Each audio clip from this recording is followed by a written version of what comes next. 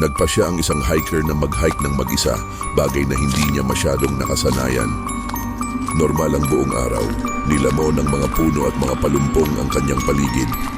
Masaya siyang nasa labas sa kabundukan, walang kakaiba sa kanya. Iyon ay hanggang sa siya ay naghahanap na ng kanyang paraan pabalik sa kanyang sasakyan. Naisip niya na sapat na ang 8 oras na paglalakad.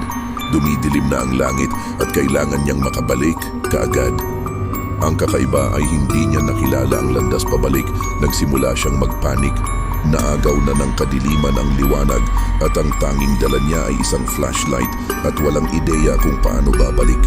Alam niyang huli na ang lahat at napakapanganib na magpatuloy sa pagdaan sa mapanganib na kagubatan.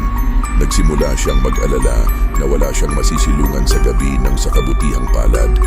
Napadpad siya sa isang sirang cabin. Madilim at tila walang bumisita dito sa loob ng ilang taon. Ngunit alam niyang ito lang ang lugar kung saan siya makakapagpahinga hanggang sa pagsikat ng araw, lalo na't nauubusan na ng baterya ang kanyang flashlight. Ilang beses siyang kumatok sa pinto ngunit walang sumasagot, kaya pinapasok niya ang sarili kung saan kakaiba.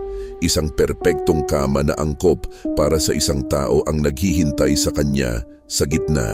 Alam niya na kung babalik ang may-ari ay maipapaliwanag niya ang kanyang sarili.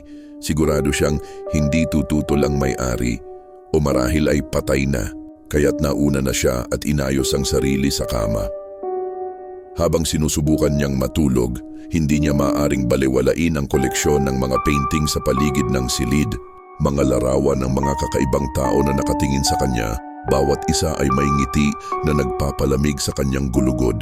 Hindi nagtagal, matapos ang matinding pagod mula sa paglalakad ay nagawa niyang hindi pansinin ang mga mukha at tuluyang nagpahinga. Kinaumagahan ay gumising siya ng maaga at laking gulat niya nang makitang walang mga painting sa paligid ng silid.